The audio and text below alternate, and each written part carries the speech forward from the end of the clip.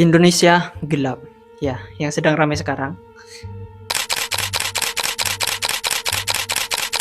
Pertanyaan sekarang, apakah Indonesia ini benar-benar gelap?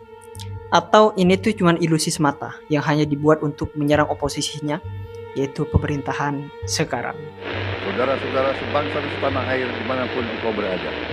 Jadi tonton video ini sampai akhir, karena ini bakal seru sih.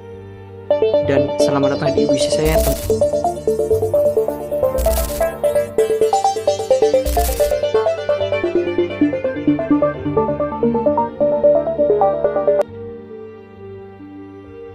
Jadi baru-baru ini kita tuh dihebohkan dengan berita demo mahasiswa, yang mana Badan Eksekutif Mahasiswa Seluruh Indonesia kemarin menggelar puncak demo dengan hashtag Indonesia Gelap di depan Istana Negara dengan membawa tuntutan yang akan saya sebutkan nanti. Karena tidak mungkin ya mahasiswa itu demo tanpa ada masalah, tanpa ada tuntutan yang dilemparkan kepada pemerintah. Itu gak mungkin. Jadi kita tuh gak dapat dipungkiri ketika ada ribuan orang turun ke jalanan meneriakkan tuntutan dan membawa spanduk penuh aspirasi. Karena itu merupakan salah satu bukti yang nyata bahwa demokrasi itu masih hidup. Nah, demonstrasi adalah suara rakyat. Demonstrasi adalah wujud kebebasan.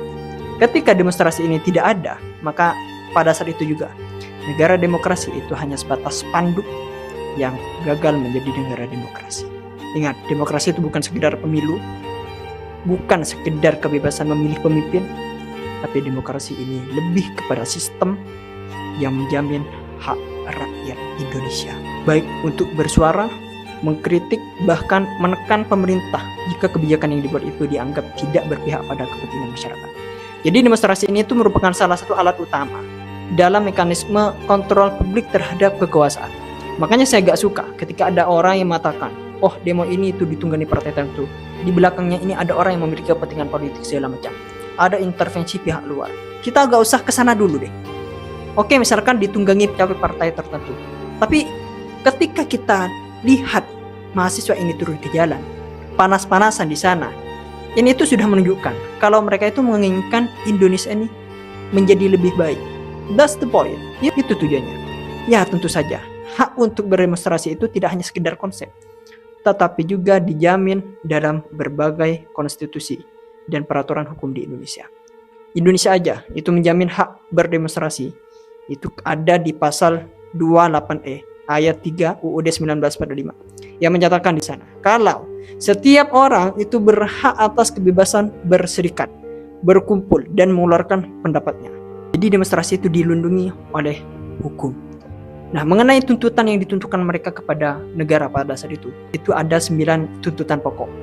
Pertama, mereka itu menuntut kepada pemerintah agar mengkaji ulang instruksi Presiden Inpres nomor 1 tahun 2025 kemarin yang berfokus pada efisiensi belanja dalam pelaksanaan anggaran, pendapatan dan belanja negara.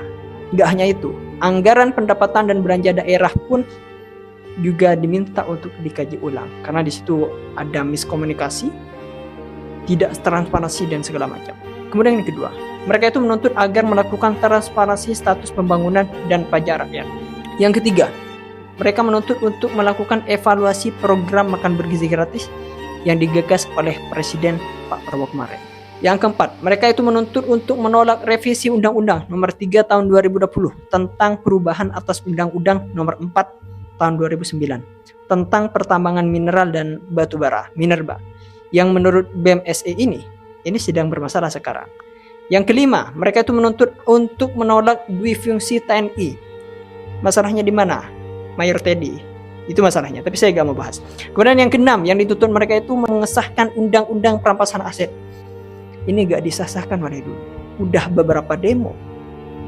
Tuntutannya ini terus, masih belum selesai-selesai. Yang ketujuh, mereka itu menuntut untuk meningkatkan kualitas pendidikan dan kesehatan secara nasional. Kemudian yang kedelapan, mereka itu menuntut untuk menolak impunitas dan menuntaskan pelanggaran hak asasi manusia berat. Kemudian yang terakhir, mereka itu menuntut untuk menolak cawe-cawe Pak Jokowi dalam pemerintahan sekarang. Jadi dari semua tuntutan ini muncullah hashtag Indonesia Gelap. Tapi saya di sini saya gak mau bahas ini ya. Saya nanti akan membahas sesuatu yang sangat urgensi sekali yang perlu masyarakat ketahui. Pemerintah juga harus tahu juga sih. Menurut saya dalam masalah ini, demonstrasi di mana-mana ini itu merupakan salah satu tanda kalau pemerintah itu sudah gagal menerapkan PR, public relation-nya di masyarakat. Sehingga ketika ada kebijakan yang bersifat janggal, publik itu langsung mencap buruk. Publik itu langsung mencap kebijakan ini itu tidak jelas, gak baik. Meskipun secara on paper itu baik, tapi kalau misalkan PR-nya di masyarakat sudah gak baik, meskipun on paper-nya baik, masyarakat akan mencap buruk. Karena pemerintah sudah gagal untuk menciptakan PR-nya, public relation-nya dengan masyarakat. Gini ya, saya jelaskan nih mengenai public relation dalam konteks pemerintah. Karena ini menurut saya ini sangat penting diketahui bagi masyarakat. Ya, pemerintah itu juga harus tahu sebenarnya sih. PR itu bukan sekedar mengurus citra ya, atau membuat kampanye agar pemerintah itu terlihat baik di mata publik. Tidak hanya itu. Tapi PR ini lebih daripada itu. PR ini merupakan seni dan strategi pemerintah untuk melakukan komunikasi dan memastikan bahwa kebijakan yang dibuat di pemerintah itu dapat dipahami, diterima, dan bahkan didukung oleh masyarakat. Saya itu tadi mengkelompokkan, itu ada 4. Yang mana pemerintah itu harus melakukan 4 ini agar PR-nya baik di masyarakat. Pertama, pemerintah itu harus mengomunikasikan kebijakan publik kepada masyarakat dengan cara yang jelas dan mudah dipahami. Kemudian yang kedua, pemerintah itu membangun kepercayaan publik terhadap institusi pemerintah. Pemerintah harus terlihat berwibawa. Kemudian yang ketiga, pemerintah itu harus menangani krisis komunikasi. Ketika ada isu yang berpotensi ini merusak citra pemerintah, harus tangani itu.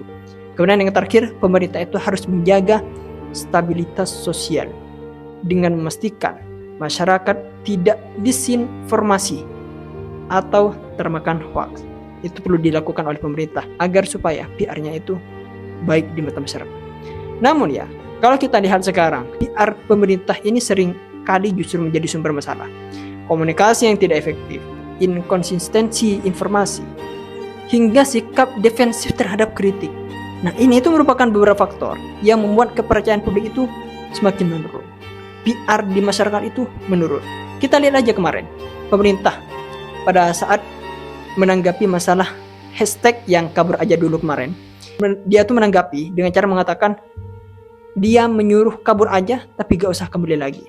Ada yang lebih parah, menanggapi hal ini dia tuh mengatakan kalau hashtag ini tuh akan mau diubah nantinya menjadi yang lebih baik katanya. Entah dengan hashtag apa, saya gak lupa. Tapi saya bahas di Instagram kemarin. Padahal ya, yang salah itu bukan hashtagnya, yang salah itu keadaannya. Tapi saya gak sebutkan nama ya, ada artis kemarin. Dan yang sekarang aja mengenai hashtag Indonesia Gelap ini, itu kan ada pejabat yang mengatakan kalau kamunya aja yang gelap, bukan Indonesia, katanya ya. Jadi seakan-akan mereka itu anti kritik, pengennya dipuji terus. Padahal pemerintah yang takut kritik itu adalah pemerintah yang takut kebenaran.